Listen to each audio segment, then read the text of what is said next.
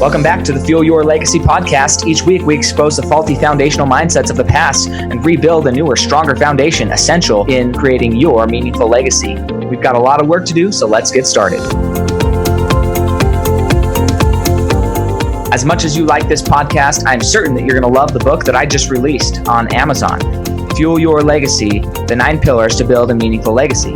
I wrote this to share with you the experiences that I had while I was identifying my identity, how I began to create my meaningful legacy, and how you can create yours. You're going to find this book on Kindle, Amazon, and as always on my website, samknickerbocker.com. Welcome back to the Fuel Your Legacy show, and today we have another great guest. I actually met him, came across his page on Instagram, and I was really impressed with what I saw, really excited about it. I love the content that he was sharing and the value that he's offering to his audience on Instagram. I said, you know what, he's somebody that I would like to have on my podcast because I want his message to be shared broadly. I want more people to know about it. I want more people to hear it. I want more people to be thinking about it. And although it is targeted towards one maybe small demographic, I believe that same principles that we're going to talk about, same questions,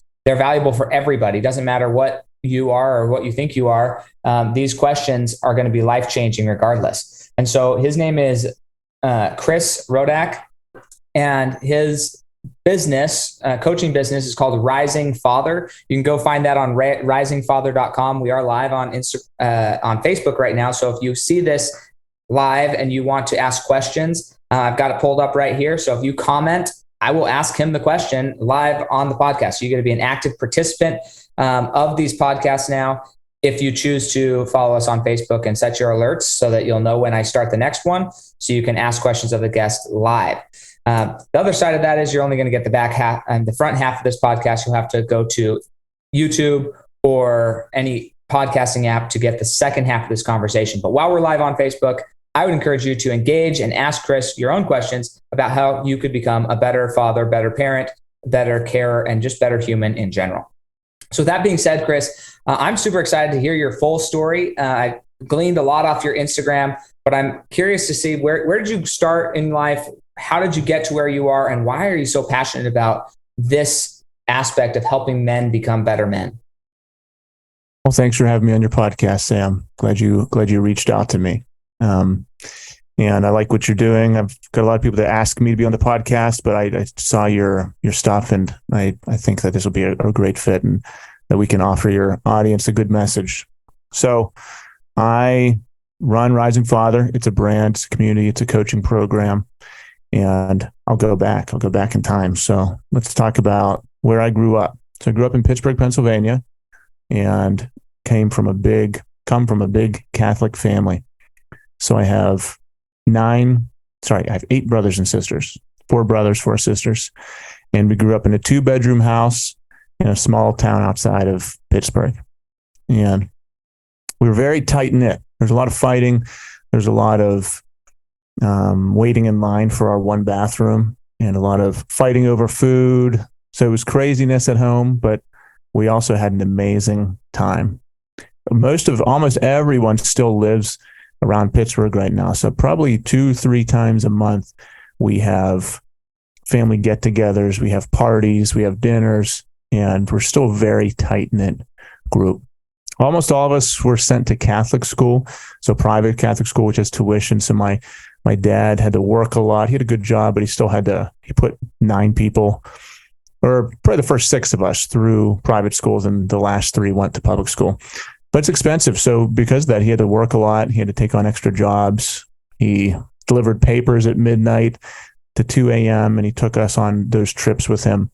So I remember waking up really early in the morning, smell of ink, jumping in the station wagon. We had one of those old station wagons where the seats faced backwards, and me and my brothers would sit in the back. And my dad would wake us up.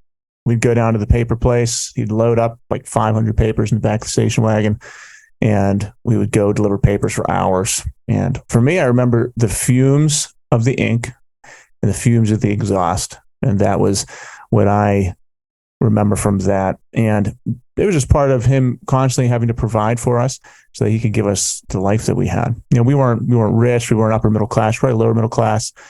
But 11 people in a 2-bedroom, 1-bathroom house. And I shared my bedroom with 4 people. But through all that, it created a real sense of family, a real sense of community.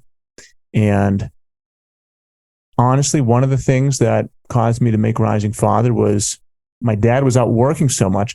I really missed him as a kid. I didn't see him a ton. He was there for us. He did a lot for us. He did spend a lot of time with us. And he created some really special, intentional moments with us. But I still wanted to see him more. And for me, as a father, I have 2 kids, we're cut off. That is one of the things that I really want to do with my kids, is make sure that I'm there all the time. I'm going to make sure that I'm intentional with my time with them. I'm creating special moments. So I'm going to recreate some of the moments that my dad did with me that were so special and great. But I also want to make sure that I'm giving them lots of time where I can. So I don't want any moment to pass that that I don't take for granted. So I grew up outside of Pittsburgh, and then I went to high school here. I went to college in Youngstown, Ohio. I had a music ed degree. So I went to school for music education, played saxophone. I was the worst saxophonist whenever I joined, and whenever I left, I was the best, and I won some national competitions and really worked my butt off. I was practicing 6 to 8 hours a day to be the best saxophone player I could be. So I did that, got some music teacher jobs, and up until the last summer, up until about 4 months ago, I was a full-time music teacher until I was able to grow this Rising Father business to a point where I was able to quit my teaching job. And Rising Father started as a brand probably 2.5 years ago. My podcast, the Rising Father podcast, started about a year ago. And the brand started as kind of like a blog style website where posting in Instagram, posting stuff about being in shape, being athletic, being a good husband, being a good father, and just being the best man you can be. So it's just general educational, informational, entertaining content. And then as I grew with the brand and had my own physical transformation in life and in business and as a father and husband, the message became more honed in, more meaningful, more transformational, which led me to creating a coaching business, which is flourishing right now and growing really fast. We have guys ages 20s to 50s in 6 different countries. And we have guys remaking themselves physically, emotionally. We have people starting businesses, selling businesses, becoming disciplined, becoming the best men they can be, just having breakthroughs. It's all about guys who are stuck in place and becoming unstuck and having a breakthrough. So as I did that with my own life, now I help other guys do that as well. And we have a large community of men called the Rising Fathers, where it's not just me lifting these guys up. These guys are lifting each other's up. We have high-level business owners. We have fitness coaches, all kind of great people in this group who help each other rise in every aspect. So, and that brings me to here now talking to you. So grew this Rising Father program, and Instagram and all social media stuff is taking off, and that's where you found me. Yeah. Awesome. Well, yeah, it's amazing. I think that one of the big parts of life that gets overlooked often and undervalued is the simpleness of willing to be seen. And a lot of, for different reasons for everybody, a lot of childhood often leads to people not wanting to be seen due to maybe overparenting or just maybe even friendships or peer pressure, where being noticed and being seen is not looked at as a good thing. And so then all of our skills and talents, often we hide because we don't want to be noticed for them. When we're complimented on them, we get the habit or the instinct is to put ourselves down in a false sense of humility and not be recognized, because if we're recognized, then we're different and then we stand out. And the biggest element of success that I've seen in successful people is they weren't scared to stand out. They weren't scared to be seen. And what's cool is that you started your business not necessarily with the intention to start a business, it doesn't sound like, but just to, share who you were, share your gifts with the world. And what's interesting is sometimes we don't always feel like our gifts are our gifts. they just are who we are. And so we're just sharing who we are. And then other people see the gift in us. And then they say, hey, how can I get some of that in my life? So it's fascinating. Let's go back though to the beginning. I'm not from Pittsburgh, although I do like Pennsylvania a lot, but I'm the 7th of 11 kids. So I can see where you're at. Wow. What number are you in number 3? You're number 3. So you're on the older side there. 7th of 11. We had 7 boys, 4 girls. So pretty similar family makeup. And the house that we grew up in initially, you had 2 bedrooms. That's nice. We had, when I was born, so by the time I was born, I'm the 7th child. We were living in our grandma's house. I was born in my grandma's living room.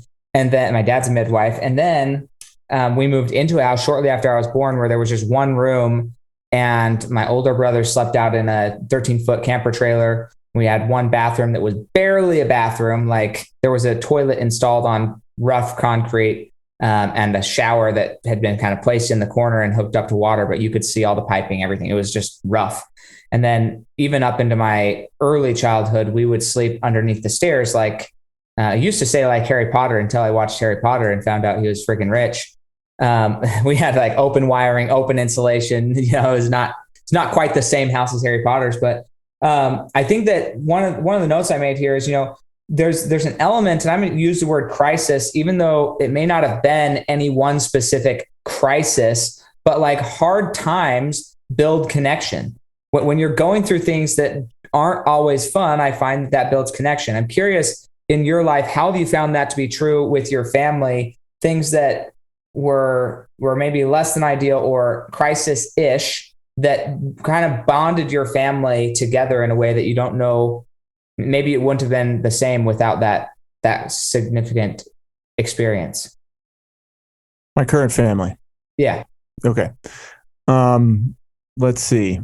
Well, we had, first off, I think just what you're saying is true. Yes, that whenever you're with a crisis with people that you can bond, you can either tear you apart or it can bond you depending on your perspective and how you handle it.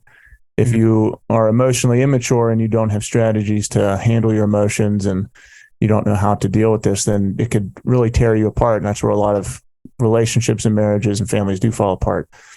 We are not like that though. We have strengthened our relationships and came together over different crises. My sister died of brain cancer when we were little, and that was a horrible thing. It was traumatic. But in terms of me and my wife, I saw another side of her I never had. She saw a side of me she never did. And in terms of our whole family, it made us huddle together and come together.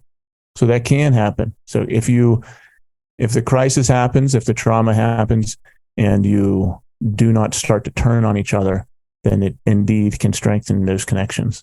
Yeah. No, I thank you for sharing that. Sucks to lose a loved one. My little sister died of leukemia 2 years ago. So, sorry. Yeah, it's just, it's interesting. The things that you think, oh, that'll never happen in my family. That'll never happen. And then it happens. You're like, whoa. So I feel you there. With your mom and your dad, so you talked a lot about your dad and kind of what he was doing and how he worked and his work ethic. What was the situation with your mom? What did watching your mom teach you about being a good father? Well, I mean, she worked her butt off. She had, 9 kids and we had 1 fridge. Like, and now I have 4 kids. There's 4 of us and we have 2 fridges. I don't know how we did it, but we had 1 fridge and 11 people in the house. Somehow we went through 2 gallons of milk a day. I don't know where. Like we went to the grocery store around us was called Giant Eagle. We went, it seemed like every other day, just 2 full grocery carts full of groceries. I'm like, my God, how much? It was probably $3,000 a month on groceries, I would think. But she was an amazing cook. She is an amazing cook. And she was just constantly making amazing meals for whenever we came home from school, for dinner, just hours cooking, cleaning constantly because we were jerks and we were just making a mess of the house and breaking everything. One of the things we did is we had 1 stairwell, but we had our house at high ceiling, so it was a big stairwell. She told us not to, but we just ignored her. We would take a trash can to the top of the stairwell, fill it with stuffed animals, shove one of our brothers or sisters in the trash can and push them down the stairwell so they would roll, and they would just crash into the closet door at the end and break the closet door. Like we just were animals destroying the house. But she just was always taking care of everyone, patients being tested, making us amazing food, just being an awesome mom nonstop for years. And there were diapers in the house for most of her life. And it was just complete service. So what that taught me is, yeah, she kind of steals any excuse that I might have to say I was too tired, things are too rough, or, things are too crazy with my two kids or whatever it is. Cause I can just think back to her and be like, well, I am nowhere near as busy or stressed out or tired or did anything that she was doing. So I always have that in the back of my head. No, that's awesome. Did you feel like you got one-on-one attention from your mom? Yeah, she was intentional about doing that. That's awesome. We had a similar thing in our stairwell, but we actually made a slide, so it was more organized. Half of our stairwell was a slide, the other half was stairs, and yeah, same thing though. The door at the bottom of the stairs multiple times went through that wall or that door. Yeah, and, we had a slide, so it was a little bit a little faster, maybe. I don't know. So then the other thing is from a parenting perspective. So this is things that I didn't think about when I first started being a dad. I don't know that I really thought about being a dad. I thought a lot about being a husband, and I feel like I prepared myself well, mentally, emotionally, spiritually, to be a good husband. What I didn't think about as much is being a father. I was excited to be a dad. I was excited to have kids. I was excited to help my wife become a mother because that was one of her dreams when we got married. Found out that it's not necessarily, she doesn't love that part of life right now as the kids are young, but I think she will like it more as she's able to communicate more with the kids. But the point is, I was excited about it, but I wasn't intentional about being a great dad or a great father. I was more intentional in my life about being a great husband. So I put a lot of time and effort into researching and going through courses and reading and understanding who I was as an individual, and then how that was going to play into a relationship. When I was dating, I went on over 100, dated 100 different girls in about a year and a half time period, 2 or 3 dates a day, sometimes just constant dates, trying to find the girl that I actually would pair well with. And so I put a lot of time and effort and energy into finding a good life partner. But I didn't do any of those things to become a good dad. And so it's fascinating, this idea of becoming a good dad, because I called my mom and dad maybe 6 months to a year ago. And I asked him, you had 11 kids. What was your strategy? Because I'm just failing here. I feel like I'm failing as a dad, What was your strategy? And their strategy, and I'm not saying that I have to adopt this, but their strategy was that by the time we were 14, they wanted us all to be independent, know a skill that we could make money doing and operate in society. If they were to disappear or we lost them, we would be just fine at the age of 14. So basically an adult at 14. And they accomplished that, but I'm the 7th, right? And they did that pretty much for all of their children. So that's a lot of time and energy and intentional to create something. And they had decided that either right at my oldest brother, or before they had any children. So they were very intentional about being a father. So what I'm curious about is, did you also have intention built into being a father before you had children, or are these things you're discovering after you have kids? You're like, man, I want to be this way for my children. Well, it's both. For me, I always wanted to be a father. Whenever I was a kid, I imagined myself being a father, and I imagined myself getting married, imagined myself what I would do with my kids. Whenever I was a kid, I remember being in my bedroom planning what I'd be doing with my kids. So I always wanted to be a father. It was always the most important thing in the world to me. And then after I had my kids, it was even more important to me. And for me, it's why is it so important? Well, because if you can leave your own head and think about someone else's perspective, you have to imagine the perspective of the world from your child. Life can get inconvenient, life can get crazy and chaotic as parents, but that's just if you let that rule your life, then you're just being extremely selfish, because there's a little child who depends on you 1,000%. And if you allow your emotions to rule their life, or your inability to master your emotions, or whatever the case may be, then they're going to be punished based on our adult inability to handle ourselves. So for me as a father, my job is to first off master myself so that I can be the best father I can be for them. The way I can do that is by being the best person I can be. Because life's going to get chaotic. Life's hard. Life's crazy. It's not nearly as crazy as it was for my mom, who had 9 kids running around and crashing into doors. But I have to be able to handle that. So, and life is going to be different. Like our roles as father will be different for my dad, who had 9 kids in his house, and me, who has 2 kids in the house. Like, just for the pure logistical standpoint, I will have more time to spend with each kid. My dad did something they just called them turnouts, where once a month they would try to take one of us individually to a restaurant or something to spend one-on-one time with. And they couldn't do that forever because it just got really expensive. But they still took us to the park, and they did stuff like that with us to be really intentional with their time with us. And for me, I can do that a lot more because I only have 2 kids. So and then also so I try to be intentional, but I also try every single day to write down, what am I doing as a husband and father that I need to stop doing, and what do I need to continue doing, and what do I need to add? So these being a husband and father, man, is an extremely intentional thing for me, and just baked into what we do in the Rising Fathers.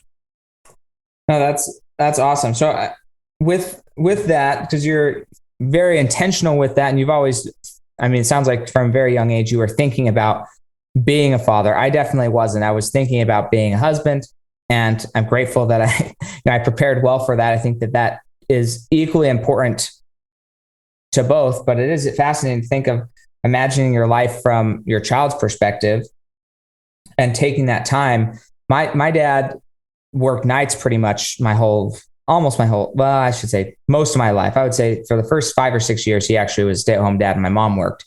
But then after that, at least, I don't know if all the time frames are perfect. My memory is hazy, but somewhere around there, he went to work and started working nights as a DSL troubleshooter, internet guy. And he would sleep during the day and be gone. So our time together was, I would say, relatively short on a daily basis. But he did teach me. We learned fixing cars and life lessons in that area, where you got to do it with the paper. But I'm curious, what were some of those early morning conversations? Because I delivered a paper, mostly with my brother though, but what were some of those early morning conversations that you feel like were really formative that he did have conversations with you about while you guys were delivering papers? I'll be really honest with you. I don't remember. I remember being in the back of the station wagon with my brothers really early in the morning, extremely tired, wanting to be asleep, and daring each other to walk up these like haunted looking houses and throw the paper on the front porch. And I remember one time my mom was driving because my dad was sick or something, and she backed into a telephone pole, and we were afraid it was going to crush us and kill us. Like, those are the things I remember from these papers. I don't remember a single thing we talked about. I'm really honest with you.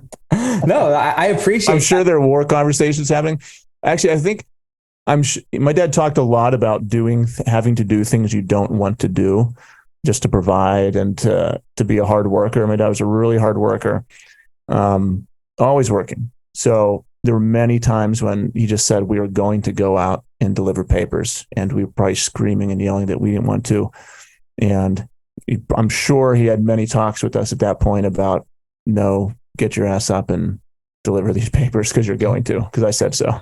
Yeah, no, and I really appreciate that, the honesty as well. I don't know necessarily remembering tons of conversations either, but I was curious if you did. But I think that for me, it's actually fascinating. My dad, because of his work schedule, he wasn't there a lot in the mornings because he was still at work, and then he'd come home around 8 a.m. But he aligned with some family friends. Now they're like really good friends, but that I would go on early morning walks, not delivering papers, but just early morning walks with this friend.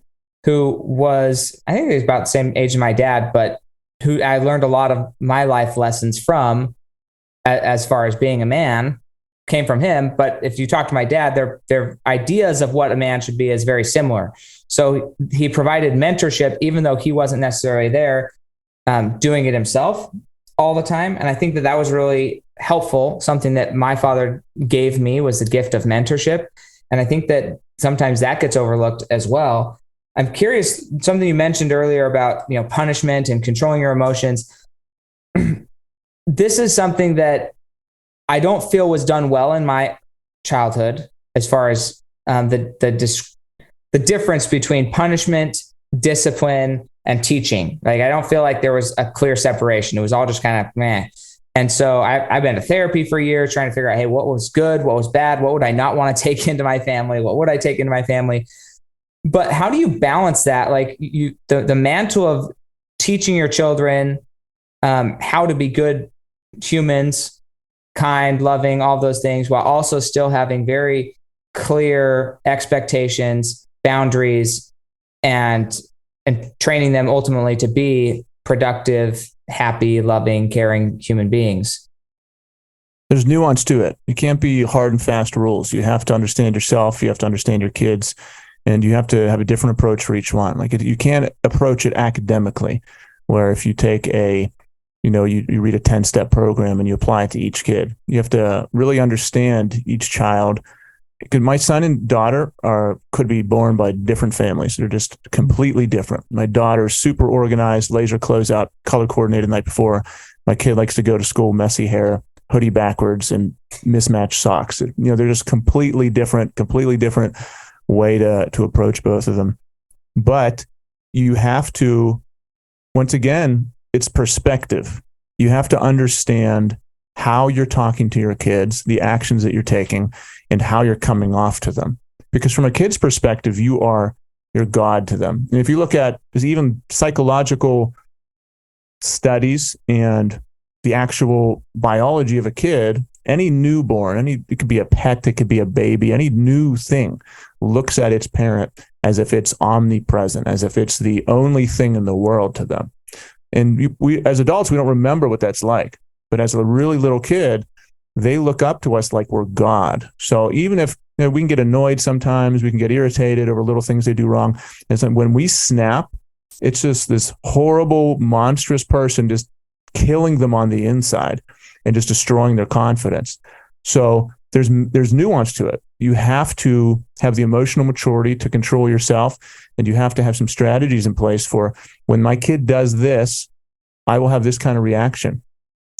So for example, I just posted about this the other day. Our kids do stuff to piss us off. As they get older, they do more of those things. As they get older, you have less patience for it. Because when they're small, they might be doing the same kind of thing. Like, say, if they're 2 years old, they might do a similar intentioned thing as whenever they're 9. But when they're 2, it's still cute, and you have all the patience in the world for them. When they're 9, you have less patience in the world for them. Our kids need to see that we are their emotional rock, that we can't be swayed.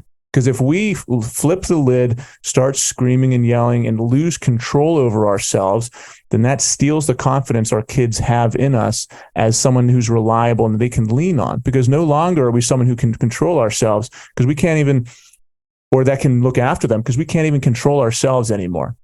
So this is just one specific strategy where a lot of times our kids will say things to get under our skin. They're testing us. They're trying to see if they're powerful enough to get us to flip the lid. And that is our time to shine as parents. That's our time to say, no, I'm still going to teach you a lesson. I still might have to discipline you. I still might have to, put you in your place, but you can't make me lose who I am as a person. And our kids appreciate that. They even if they're hurling insults, even if they're screaming and crying, like my son a couple months ago had a crazy tantrum over something really, really small, super insignificant. He can get emotional. And he started insulting us. I could have got really upset, emotional, and started screaming back at him because he insulted me. But I'm an adult. I'm 36 years old. I'm not going to have a 9-year-old control my emotional principles and priorities. So I said, I have to address this. I said, Nathan, that was inappropriate. You can't do that. That was rude, and you hurt my feelings. And then, go to your room or whatever it is. But I have to still be strong and stoic and be the rock for my kids. So there's nuance to it. And I would have had a different approach with my daughter. So you have to understand your kids, and you have to, once again, you have to be in control of yourself. You can't allow your emotions to dictate your disciplining consequences. This happens a lot of times. I know a lot of parents I know who get personally, they let the things their kids do personally affect them. And then their responses to their kids are not thought out. They're emotional responses. It's like, a physical reaction. Someone punches you, you punch back. That's how they're reacting to their kids. And once again, what their kid is seeing from their perspective, they're seeing the person that means everything to them is coming after them, also can't handle themselves. They can't be relied on. When our kids don't feel safe and they need someone to hold them and to feel safe, they might not think of you now because you can't even control yourself. That's why we have to master ourselves. Yeah, no, I love it. I have a bunch of questions. We're going to sign off of Facebook here for right now. But one of the questions that we're going to be getting into is we're going to find out hopefully a little bit more about what started it. How does his wife and his children experience him? And then also what the follow-up question right now is, what are you doing intentionally to learn your children? Because there's a lot of talk so far about you have to get to know your child. You have to spend time with your child. Well, what are those things that you're doing? So after the break here, we're going to go right into that, and we'll see you guys next time on the Fuel Your Legacy show. You're welcome to set an alarm on your phone so you can be involved in the conversation on Facebook for the next episode. Also, you can find this podcast on any area of any podcasting app, Apple, Google Play, any of those places you're going to be able to find the podcast. So have a great day. Perfect. So let's dive into this. So what are you doing right now to actually date, for lack of a better word? I don't know what a better word for it would be, but to learn your children, what are you doing as an active process to make that happen? You got to have time to spend with them. So you have to time block time in. For me, I time block every day, every 30 minutes. So I have written in family time, kid time, wife time. For example, before they go to school, I have a morning routine. I wake up at 3:45 every day, go straight to the gym, and I take a cold shower, I journal, I clean the house, I do stuff like that during this block of time before the rest of my family wakes up. And then whenever my kids wake up, from then till the time they go to school is kid time. So it's written into my schedule. It says kids. So for about 45 minutes, I make them breakfast. I'll sit with them while they eat their cereal. This morning, we just sat outside on the patio and just talked while they ate, and the dog was next to us. So just investing time. Same thing happens in the evening. I have time with the kids there. I do jujitsu with my kids.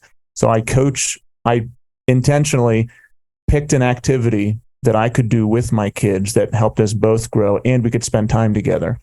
So we do jujitsu together. My daughter and son both do jujitsu with me. I coach the kids' jujitsu class. And through that, I'm teaching them. I get to see them struggle, get to see them be successful, test themselves, and I get to know them in there. Other things I do is at the end of each night, I have an evening routine that I do. And one of the things I do is work on my kids' identity. And this is something that's really effective that anyone could start implementing. But with each kid, we have about 10 to 15 minutes of no screen time with them. And I ask them, what did you do today that makes you strong? What did you do today that makes you friendly? What did you do today that makes you smart? And then also and they have to tell me specific things they did that reinforce this identity. And then we do the same thing for the next day. What are you going to do tomorrow? And what this does is first off, it just gets us talking. Second off, it helps them craft a vision of themselves that is positive, because many kids, especially they get into the middle school age, start to have a negative identity of themselves through negative self-talk, through other friends, through YouTube and TV. So this helps them have positive thoughts going through their brains as they're going to sleep. And it kind of goes through their head all day. Then they wake up thinking about things we talked about. And then in the morning, I'm there with them again, talking again. So first off, you just have to have time to spend with them. You have to be intentional, and we're all busy, but everyone could be more organized. Everyone could be more scheduled out. Everyone could be more disciplined, more efficient with their time, to where when you're with your kids, you're more present. Because if you're not disciplined and you're not organized throughout the day, it doesn't matter how much time you have with your family. You're not going to be mentally there. You're going to be thinking about the things you didn't do. So be disciplined and organized throughout the day so you can be present with your family. And then also just actually schedule that time in to when you do have opportunities for them. And then when you have the time, be intentional about it. Schedule in things you can do where you can actually talk to them, where you can actually interact. Playing video games for me, that's not a good one because I don't get to interact with my kids a lot. I still do play video games with them occasionally, but I would rather go on a walk, play soccer, be outside with them, something like that. Sure. Yeah, no, it's been interesting. The little tiny baby phase was not as fun for me, but as they've gotten older, I've enjoyed it a lot more because there's more opportunity to go play soccer, go play catch, go play basketball, and do things that are more active. I have struggled in the past with just the idea that a 3 to 5 minute interaction is sometimes all that their brain can handle. It feels like. And so it's like, okay, I have to be okay with a 3 to 5 minute interaction rather than, hey, let's go do something for 30 minutes. They may not want to do anything for 30 minutes, or you have to be ready to do a lot of different things, has been kind of my experience. So I used to have 3-hour blocks where I scheduled 3 hours with my family all at one time. And about a month and a half ago, we switched it to where now I do like an hour and a half in the morning and an hour and a half later in the day. And that seems to work better because it's just about the right amount of time to interact with everybody, spend time with all of them, and then go back to work when they're done interacting with me. So it's interesting. One of the things you said is nuance, right? Finding what's going to work in your situation with your kids where they are still enjoying the process and they're excited for that is helpful. So how'd you meet your wife? What was that experience, and how much was this discussed before you got married, how you were going to raise your children? We met in college at music school, both at Youngstown State University. And she was a freshman, I was a sophomore. And we met in college. So it was in the practice rooms. I think I heard her singing, and she's an amazing singer. We were both music majors. So I just went and started talking to her. And then after that, we just started dating. And so I dated her from all throughout college. So for her 4 years. And then I got my first job after that in Salem, Ohio. And then we got married right after that. So we probably dated for 4 years before we got married. And yeah, we talked about how we were going to raise our kids, off and on throughout that time after we agreed that, yeah, we're going to get married and have kids, obviously. But yeah, so it was something we talked about, where we wanted to live, what we were going to be like as parents. Some of those things happen, some of those things don't happen. But yeah, we definitely talked about it. And just because I'm curious, as far as religion wise, were you guys both of the same religion when you got married? Were you different religions? No, different religions. And how did that play into the conversation of how you were going to raise your children, as far as from a religious faith belief? We just talked about it. We were going to be flexible. So she was raised Methodist. I was raised Catholic. Right now we go to a non-denominational Christian church, and it wasn't something where we were making hard and fast lines in the sand. We said, we're going to go through life and adapt and see what happens.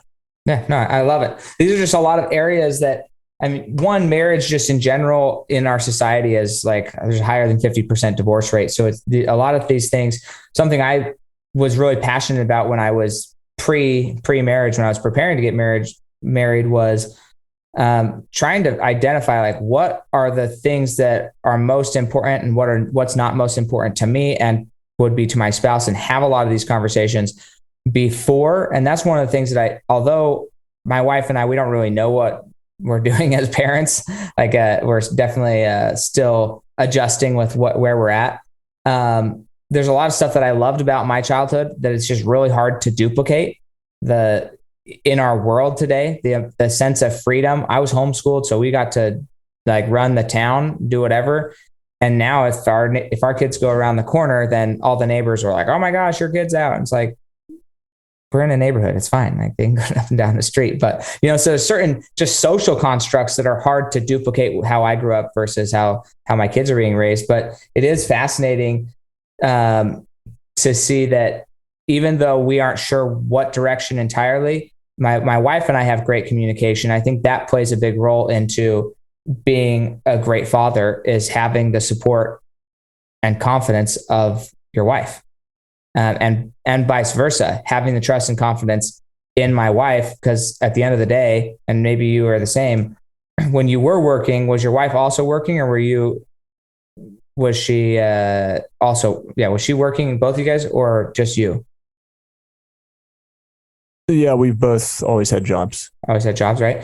So that's another thing, is like, as you're raising kids, who's in charge of the kids and whose primary role, although both people are involved, whose primary role is that aspect versus the income aspect. In my my wife and kids, I've always been the one who is primarily income earner, and my wife has been stay-at-home mom. And so there's been a lot of aspects of different rules in the house for the children, things that I actually just defer to my wife, because she's the one who gets to deal with the kids all day. So it's like, if you have certain boundaries or guidelines, then I'm going to uphold those. And then if I feel that there's something that needs to be altered, then I discuss it with her, and then we implement that together, rather than just like, and I also work from home. So it's a very interesting working from home, but not being in charge all the time is a fascinating dynamic, but I think it works well with good communication. Yeah. And I don't, my perspective isn't that anyone's in charge, any one person. I think it's more of a team aspect where you do have to communicate and everything needs talked about. It's not, she has her rules and I have my rules. For me, it's, we are in this together and we're one being. Like me and my wife are one thing. We do the house, me and her are connected. She's number one priority. And then the kids are part of that. They fit into and under our umbrella of our life right now. Because at some point they are going to leave, and it'll be me and my wife. So she has to come first. She's the number one priority. But that doesn't mean that anyone is secondary. That doesn't mean anyone gets the shaft. Nothing like that. That just means that we can't be shaken, that we have to be seen together, strong, the rock together, and we have to be on the same page. Mm-hmm. Like if it's like she has her things and I have my things, then the kids once again won't feel safe. They won't feel secure. It will give them a bad model for their own husbands and wives whenever they're older. They have to, how I am with my wife is the only thing my kids are going to have to reference whenever they choose their husbands and wives. Yep, I agree. And I think that example really, really matters. How your interaction is, how you treat each other, but also, as you're mentioning, like when it comes down to how you're parenting, they need to be on the same page. So completely agree. So then with the Rising Fathers coaching program, explain a little bit more about what that looks like. What are some of the results or outcomes of some of the people who join that? And then where would somebody go if they wanted to be a part of your group? I don't know what to call it, your movement. Yeah. So if you want to talk to me, find me on Instagram. It's the best way to reach out. Just send me a direct message. It's just Rising Father. And guys are having unbelievable breakthroughs. So we have guys who need to lose weight in the group. Got a guy who's 2.5 months in, he's down 30 pounds, looks completely different. He went from, on his first call with me, he said he had one emotion. His wife asked him who he was. She said she didn't even recognize him anymore. And he was failing as a husband and father. And now his whole family is time blocking. His whole family is tracking their macros, nutrition together, working out together.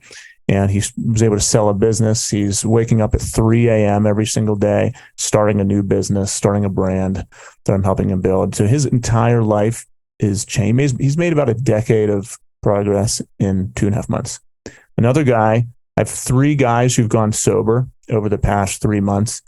All 3 of them had drinking problems, and they've given up alcohol, or they've been able to control it. I had one guy who's in Australia. He had a drinking problem. Now he has like 1 drink a month. And his transformation's up on my Instagram page.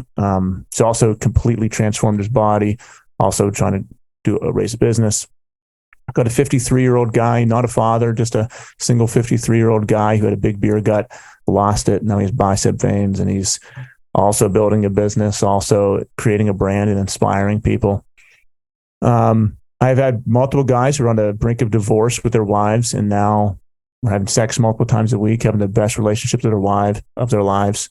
So it's a breakthrough group. It's where you go and we take you through 4 different pillars. So fitness is one of those pillars. None of this stuff can happen unless you get in shape. None of these things can happen unless you can push yourself physically and discipline yourself. Because I don't care what your goals are. If you can't stop yourself from eating a donut, you can't stop yourself from doing anything hard. If you're undisciplined with your body, you're going to be undisciplined everywhere. So fitness comes first. The second aspect is tribe. And that means accountability. That means a brotherhood. That means networking with high-level guys. We have accountability groups in our program where you have to post your wake-up times, your workouts, your fatherhood and marriage checklists, macros, all that kind of stuff. Perspective is one of our pillars. That means we work on rewiring our brains, rewriting our stories as husbands, fathers, and men, and digging into our past and pulling things up that we don't want to look at, but actually figuring out how those help us rise. And then preparation. That's how to be professional with our personal and professional lives. It's time blocking, scheduling, being disciplined, mind mapping our day and thoughts. And it's a breakthrough group. If you want to reach out and talk more about it, feel free to reach out to me on Instagram. Yeah, no, I love that. And just, go follow him on Instagram. Maybe you're not confident about whether you want to reach out or not, but just click the follow as you're on social media, which everybody spends some time there. I feel like at this point, go just listen to his content. He's sharing a lot of individual things. We talked about kind of the macro vision of what this whole thing is and maybe how to be a dad or a father, but there's so much life that's nuanced. One of the things that I wrote down that's like really a compliment to you is the way you tell stories and the ability to tell a story with details and being able to say, look, I remember getting in the back of the car and I remember the fumes of ink and exhaust, like those things. It's those details that bring people into the moment with you. And you're very good in your storytelling of those little nuanced things that matter. The story of going up to a haunted house and it sounds like, well, who knows what that looks like? Everybody has the image in their mind. And like, would I do that? Those are little things that not only are they good here in this setting, but everybody has stories in their life. And I believe that we're given these stories, we're given these experiences to share with others. Unfortunately, not everybody wants to be seen and heard, but also people necessarily don't know how to share those stories in an impactful way that's going to be memorable.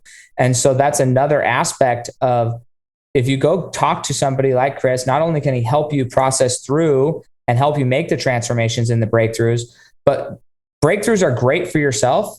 They're really great when you can help transfer those breakthroughs to the next generation, because wise people learn from other people's experiences, not mistakes, but other people's experiences. And that comes from somebody else being able to communicate their experience in a way that you can actually glean from it. So thank you so much, Chris, for coming on here and being a light of what an exemplary father would be, and then helping other people. Once you figure something out, go and help other people accomplish the similar objective. That's why I reached out to you. I consumed quite a few of your videos on Instagram. I was like, hey, I really like where this guy's head's at. I like the process that he's going through. And I like that he's unashamed to share and have a conversation. I mean, it's a conversation that needs to be had. And there's a lot of men who aren't sure where to go to get information about where to be a good man. For better or worse, I think it's worse that that's the case nowadays, but we live in an isolated world on social media often. And that doesn't mean that you have to be isolated. You can be on social media and be connected if you choose to be. And if you choose to, just as you're saying about being intentional, mind mapping, all these things, it's the same way with social media. If you wonder where your head's at, you can go look at your For You page on any app and the algorithm will tell you what you spend the most time consuming. Yeah. And I think that's a very telling thing. If you want, hey, team, where are you at? Where are you at? Where are you at? Pull up your social media, click your For You page. I know what you're looking at. I know what you're spending time looking at. And whether it's business, like what is the thing that interests you? And that's a good, maybe a reality check for yourself, is just analyze your social media and what do you see? And what are you seeing? What's being fed to you? And then if you need help learning how to reset your algorithm, then you should reach out to, if you don't know, I don't know if you know how to do that, Chris, but reach out to me. I can help you reset the algorithm so that you can get the good things into your view and get rid of the stuff that you don't want to be seeing that are just wasting your time. So anyways, lots to there. I'm so excited for this to go out, and thank you so much. Any last words, Chris? It was awesome. Appreciate it. And any last thing I could say is that it doesn't matter where you are in your life, whatever age you are, whatever job you're in, you can literally still do anything you want to do, and a lot of times guys get stuck because they see the thing they want to do and it's this massive mountain in front of them. They think, oh, I can't get started until I have everything planned out and perfect. But just take one small step. Just spend 5 minutes on whatever you want to do today, and then that's a win. Yep, absolutely. Awesome. Well, you can go to Rising Father. Is it Rising Father or Rising Fathers? Just risingfather.com. But if you want to talk about anything that I've talked about today, just hit me up on Instagram. Okay. Awesome. Instagram, risingfather.com, or Rising Father on Instagram, correct? Yep. Awesome. Okay. We'll talk to you later and catch you guys next time on the Fuel Your Legacy Show. Thanks for joining us. If what you heard today resonates with you, please like, comment, and share on social media. Tag me. And if you do give me a shout out, I'll give you a shout out on the next episode. Thanks to all of those who've left a review. It helps spread the message of what it takes to build a legacy that lasts. And we'll catch you next time on Fuel Your Legacy.